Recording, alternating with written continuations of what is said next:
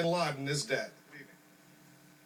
Tonight, I can report to the American people and to the world that the United States has conducted an operation that killed Osama Bin Laden, the leader of Al-Qaeda, and a terrorist who's responsible for the murder of thousands of innocent men, women, and children. It was nearly 10 years ago that a bright September day was darkened by the worst attack on the American people in our history. The images of 9/11 are seared into our national memory. Hijacked planes cutting through a cloudless September sky, the Twin Towers collapsing to the ground, black smoke billowing up from the Pentagon, the wreckage of Flight 93 in Shanksville, Pennsylvania, where the actions of heroic citizens saved even more heartbreak and destruction. And yet we know that the worst images are those that were unseen to the world. The empty seat at the dinner table, children who were forced to grow up without their mother or their father, parents who would never know the feeling of their child's embrace, nearly 3,000 citizens taken from us, leaving a gaping hole in our hearts. On September 11th, 2001, in our time of grief, the American people came together. We offered our neighbors a hand, and we offered the wounded our blood. We reaffirmed our ties to each other and our love of community and country. On that day, no matter where we came from, what God we prayed to, or what race or ethnicity we were united as one American family. We were also united in our resolve to protect our nation and to bring those who committed this vicious attack to justice.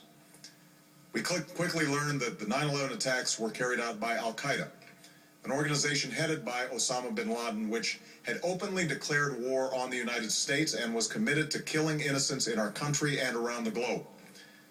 And so we went to war against Al-Qaeda to protect our citizens, our friends, and our allies.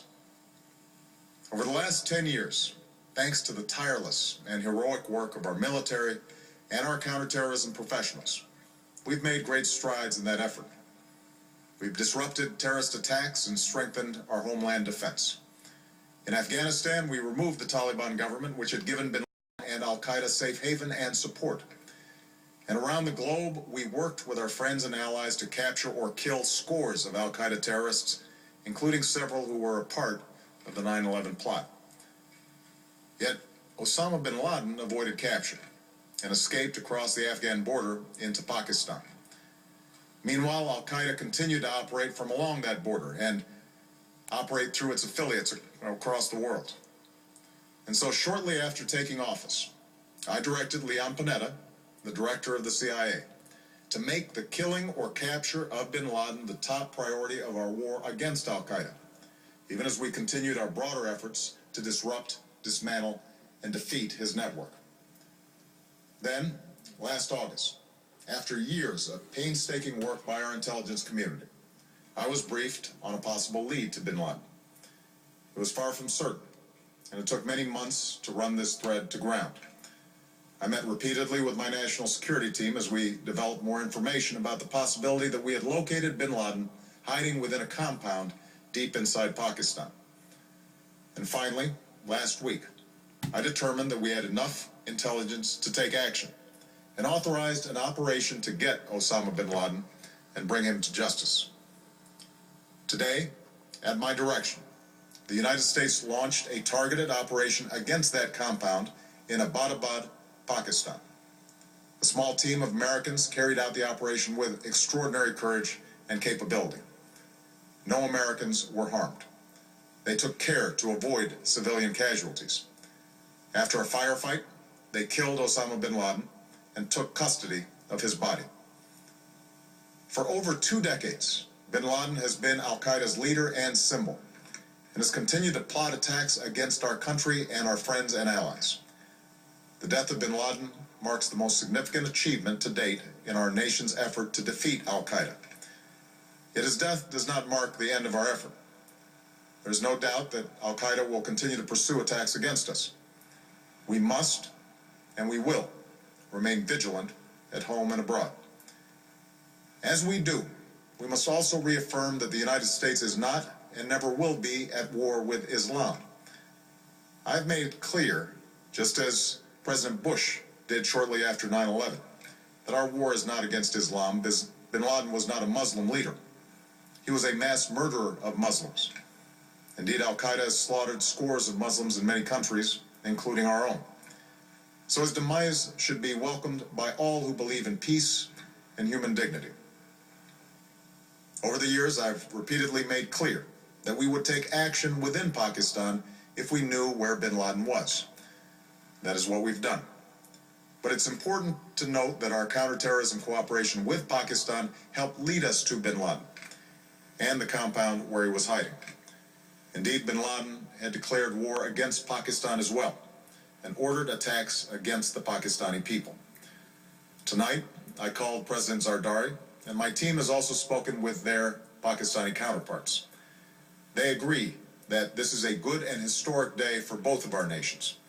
And going forward, it is essential that Pakistan continue to join us in the fight against Al-Qaeda and its affiliates. The American people did not choose this fight. It came to our shores and started with the senseless slaughter of our citizens.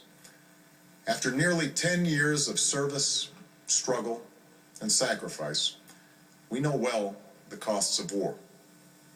These efforts weigh on me every time I, as Commander-in-Chief, have to sign a letter to a family that has lost a loved one, or look into the eyes of a service member who's been gravely wounded.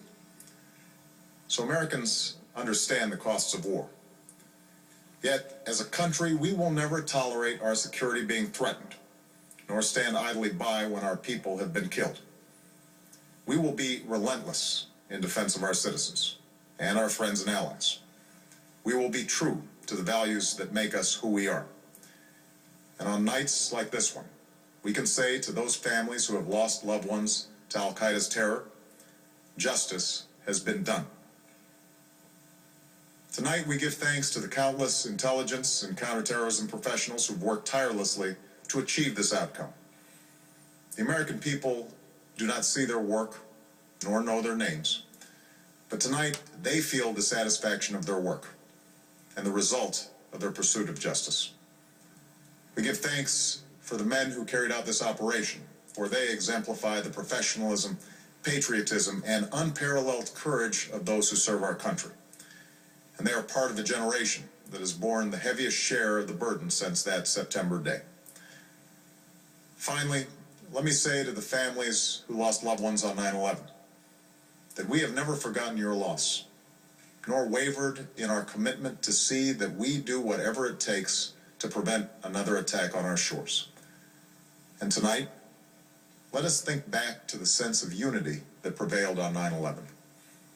I know that it has at times frayed, yet today's achievement is a testament to the greatness of our country and the determination of the American people. The cause of securing our country is not easy, but tonight we are once again reminded that America can do whatever we set our mind to. That is the story of our history. Whether it's the pursuit of prosperity for our people or the struggle for equality for all our citizens, our commitment to stand up for our values abroad, and our sacrifices to make the world a safer place.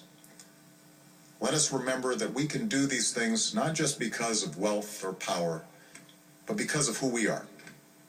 One nation, under God, indivisible, with liberty and justice for all. Thank you. May God bless you. And may God bless the United States of America. President of the United States.